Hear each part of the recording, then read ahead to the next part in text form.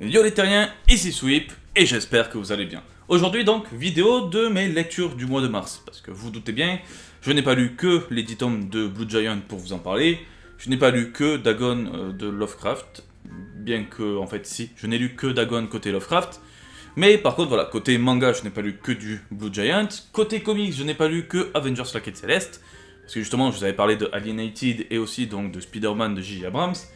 Donc aujourd'hui, je vais parler de toutes les lectures que j'ai eues. Donc c'est derrière. Attention là-bas, au fond, les bonnes nuits Pun Pun, c'est plutôt la review manga complet que je ferai sans doute pour le mois de avril. Juste devant, si vous voyez un peu, c'est les I Am a Hero que je recommence, que je continue de lire pour faire justement l'orage. Ce sera sans doute la série manga que je parlerai pour le mois de mai. Mais par contre, à côté, voilà, on a 3 comics et 7 mangas, et c'est de ça que je vais vous parler. Parce que oui, vous vous doutez bien, surtout manga, que, comme je l'ai dit, j'ai envie de vous parler en vidéo de séries complètes, mais forcément, des fois, je les prends pas directement complètes et je dis pas tout d'un coup. Comme par exemple Beastar, si vous me connaissez bien, ou Blue Period, que j'ai commencé à vous parler en découverte, donc il y a un mois ou deux, pour donner une idée. Aujourd'hui, donc en mars, là, Blue Period 2, le deuxième tome est sorti, donc le mois prochain, je risque de le lire, et comme ça, je pourrais vous en parler. Donc vraiment, c'est les lectures que j'ai en plus qui sont pas sorties en vidéo pour donner un avis, parce qu'il y a quand même pas mal de petites pépites.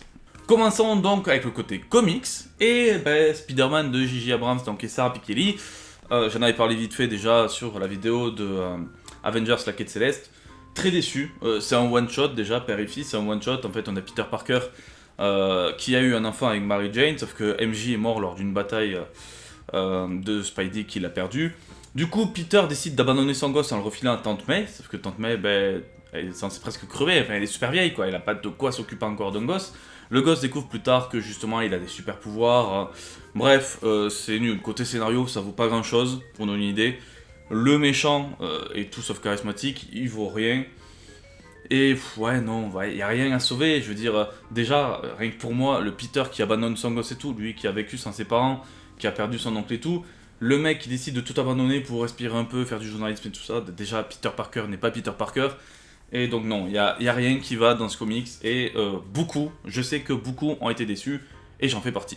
Ensuite, je vous en ai parlé, Alienated, super comics de iComics, où en fait on a justement 3 adolescents, les 3 Sam, qui, donc justement c'est Samuel, Samantha et Samir, voilà, j'ai regardé vite fait, qui en fait découvrent un extraterrestre qui va les lier psychiquement, donc ils vont tous entendre les pensées, voir les souvenirs de chacun, et en fait on va les voir tous, à travers les pouvoirs de l'alien, qui leur donneront d'énormes pouvoirs, réagir par rapport à des choses qu'ils ont eu par le passé. C'est vraiment un comics qui est très axé sur un récit et sur la psychologie des adolescents, de voir justement de se contrôler, de voir comment on affronte nos problèmes, ce genre de choses. Enfin, voilà, c'est un truc vachement sérieux, un peu noir quand même, et graphiquement magnifique.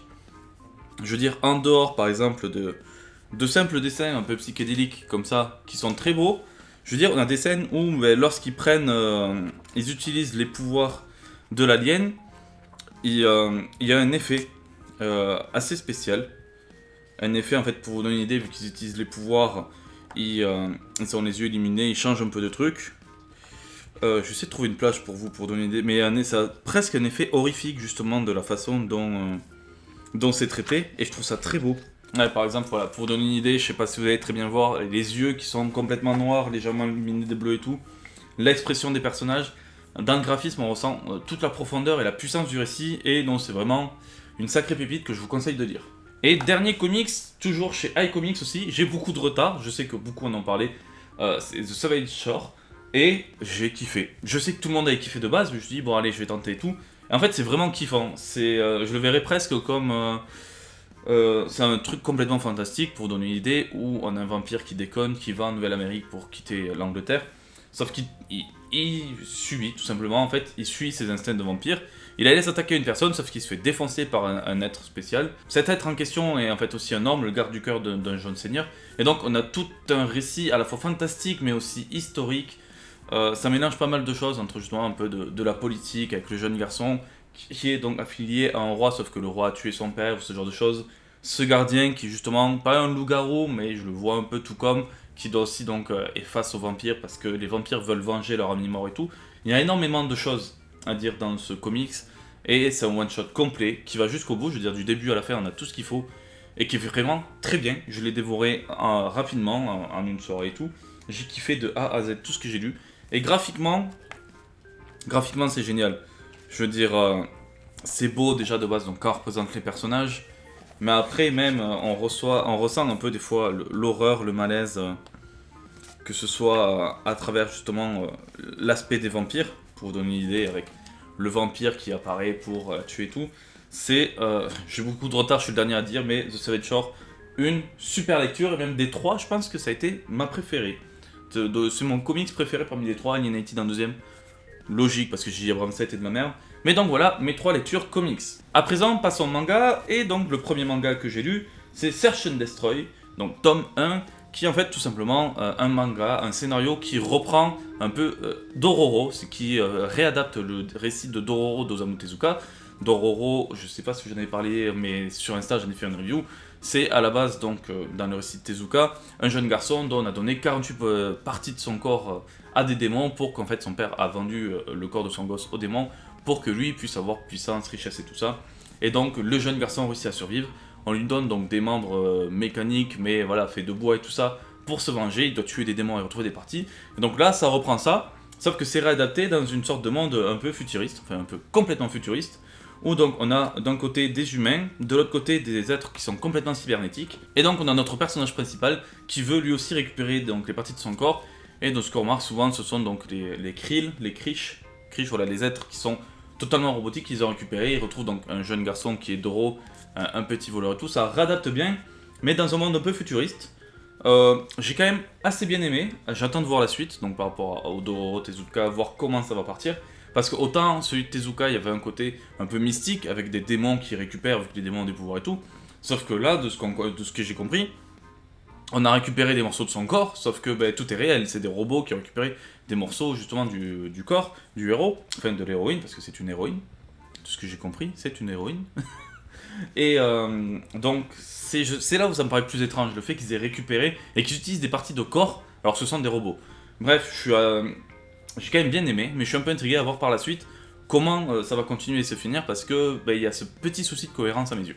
Je vous en avais parlé vite fait lors de la vidéo de Blue Giant, Caroline Tuesday, j'ai lu donc le premier tome qui est sorti chez Nobinobi, et j'ai été assez surpris d'une chose, j'ai découvert le manga tout simplement avec la série Netflix, la série d'animation, et par exemple il y avait des paroles et tout, je me disais voilà, ça va être cool. Le problème c'est que en fait lorsqu'on lit le manga, ça suit très bien l'animé, mais toutes les chansons n'y sont pas, le fait qu'elles doivent chanter et tout, on a juste des trucs comme ça où on les voit comme si elles chantaient, mais on n'a pas de paroles. Donc je trouve que par rapport du Blue Giant où on ressent toute l'intensité, tous les trucs, là c'est plus léger. On a toujours le côté drôle, mais l'anime nous donne justement une grande place dans la musique qu'on perd complètement dans le manga. C'est ce qui est un peu dommage. Donc je vais quand même continuer le manga parce que j'aime beaucoup l'anime, donc voir si des fois il y aura des différences et tout. J'ai remarqué quelques différences même de base par rapport au manga, par rapport à l'anime. J'ai donc une petite préférence pour l'anime. Donc, mais c'est quand même sympa, donc je verrai par la suite ce que ça donne. Bien sûr, je vous ai parlé de Blue Giant, donc je suis obligé de continuer avec les Blue Giant Supreme, donc tome 2 et 3. Supreme c'est bien, en fait, attention vous êtes en train de lire les premiers Blue Giant, mais voilà, on a Dai Miyamoto qui est parti en Allemagne, et sur ces tomes, on gagne réellement en intensité, c'est-à-dire qu'au départ quand il est arrivé en Allemagne, tome 1, voilà, il a un peu de mal, il fait des petits concerts et tout, il essaie de se faire comprendre. Là, tome 2 et 3, on ressent justement que Dai veut en fait créer son propre groupe, il cherche des gens d'acception, des gens qui ont son talent, qui ont peut-être ce potentiel de faire ressortir la musique, et donc il commence à poursuivre déjà une première personne qui joue donc de la contrebasse, mais petit à petit déjà avec le tome 3, on a d'autres personnages qui commencent à arriver de loin, qu'on nous ressort à travers donc quelques cases, et je veux dire que je me suis spoilé vite fait lorsque j'avais fait la vidéo sur Blue Giant pour chercher des images pour mettre dans la vidéo, j'ai vu l'image du groupe total que Dai va former donc dans Supreme, et c'est juste un pur kiff, donc il me tarde d'en arriver là. Donc c'est toujours le kiff, Blue Giant Supreme c'est toujours le kiff, c'est pas pour rien que Blue Giant est rapidement monté, je ne dis pas tombé, il est monté dans le top 3, pour moi c'est mon deuxième manga préféré, bon peut-être limite premier, mais je garde toujours quand même une bonne préférence pour Billy Bat, mais c'est vraiment un pur kiff. Spy X Family ou Spy Family, selon les personnes, parce que c'est comme le Hunter x Hunter, il y en a qui disent Hunter x Hunter ou Hunter Hunter, donc voilà, c'est comme vous voulez le prononcer. Tome 3, toujours un pur kiff, l'histoire déjà, voilà, je vous en ai jamais réellement parlé. Spy X Family, c'est l'histoire donc de deux pays qui sont en guerre, Et on a Twilight, qui est donc le grand espion d'un de ces deux pays, qui va en fait dans le pays adverse pour espionner, pour se rapprocher de quelqu'un, parce que voilà, les deux pays sont en armistice, mais on sent que la guerre va repartir, donc Twilight doit justement trouver le moyen que ça ne parte pas en guerre. Il se forme ainsi une petite famille, un peu au hasard, et en fait il a sa femme qui, sans le savoir, est une tueuse à gages, et la fille qu'il a prise avec eux, elle lit dans les pensées. Et aucun des trois ne connaît le secret de l'autre et tout, et c'est super marrant, et j'avoue que ce tome 3, c'est juste énorme. En fait on continue dans le délire, mais je veux dire, par exemple, une fois le premier tome, on se marre complètement, on se dit, peut-être la situation, voilà, on va plus se marrer, sauf que dans le tome 2 on continue bien. J'avais trouvé peut-être une petite baisse, mais dans le tome 3, j'ai retrouvé un kiff à nouveau. Quand justement le frère de Yor, qui lui est en fait à la recherche même de Twilight, et qui fait partie de la sécurité interne et tout ça, du centre de contre-espionnage, de torture tout simplement, d'interrogatoire, et qui se retrouve avec eux, que Twilight doit tout faire pour pas se faire repérer tout en ayant des informations et tout.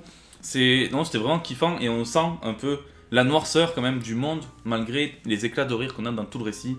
Donc Spy X Family, ça reste toujours un pur kiff à mes yeux. J'en ai rarement parlé, je crois, en vidéo, surtout quand je parle manga, mais je suis un énorme fan d'Urasawa. De toute façon, Billy Bat est mon manga préféré. J'ai les 20th Century Boys que je suis en train de faire actuellement, j'ai Asadora, donc Yawara. Je suis en train de commencer Happy. J'ai aussi les Monsters, bref, j'adore Urasawa. Je commence à découvrir Osamu Tezuka aussi, tout, mais Urasawa, voilà, c'est un sacré kiff. Yawara, tome 3, c'est toujours autant un kiff de voir justement Yawara, qui, dans les premiers tomes, est une grande spécialiste du judo, parce que son grand-père l'a toujours entraîné et que c'était un grand champion, mais qu'elle voulait jamais le faire. Et là, petit à petit, on la voit en fait monter dans la scène du judo pour plusieurs choses.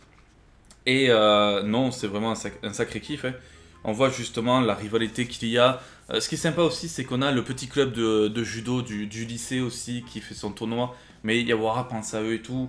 Eux, ils ont l'amour du judo, ils veulent tout faire alors qu'ils ont toujours tout perdu. C'est à la fois touchant, très drôle et aussi surprenant. Je veux dire, quand on voit Yawara qui, lors des tournois, les 3 quarts du temps, gagne directement en même pas 3 secondes avec un hippon et tout, c'est drôle, c'est impressionnant et tout ça, et ça reste un sacré kiff. Je vous en ai jamais parlé, mais Yawara, si vous voulez vous lancer dans un truc, voilà, Yawara c'est génial, Urasawa c'est génial, mais de toutes les lectures que j'ai eues récemment, j'ai gardé le meilleur pour la fin.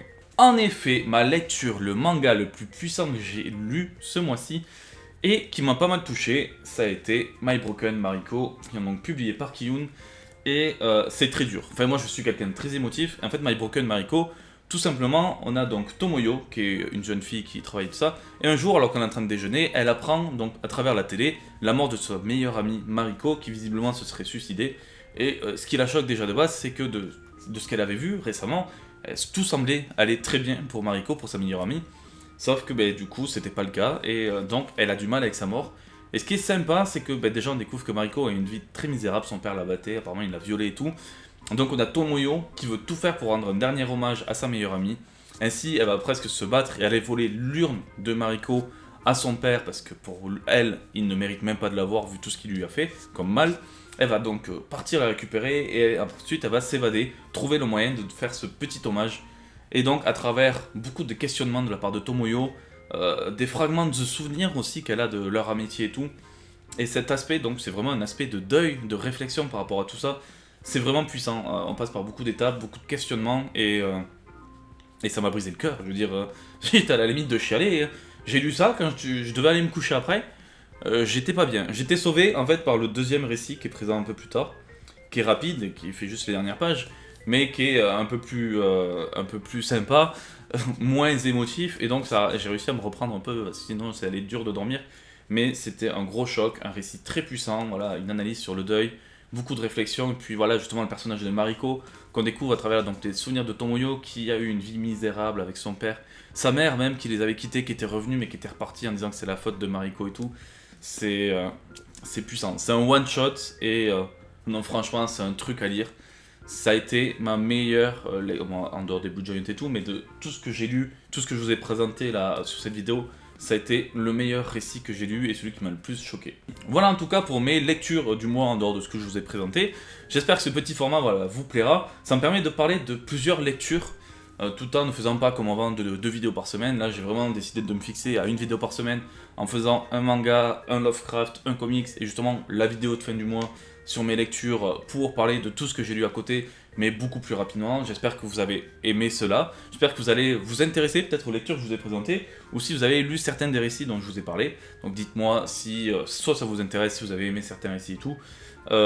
C'est vrai que c'est sympa, ça me fait partager plein de trucs que je lis aussi, que je faisais pas forcément avant. Je sais que d'autres, par exemple comme Wayne Comics, le font, et c'est vrai que c'est sympa de partager toutes ces lectures. Donc j'espère que vous avez aimé cette vidéo. Sur ce, je vous embête pas plus, donc ciao tout le monde, et à la prochaine.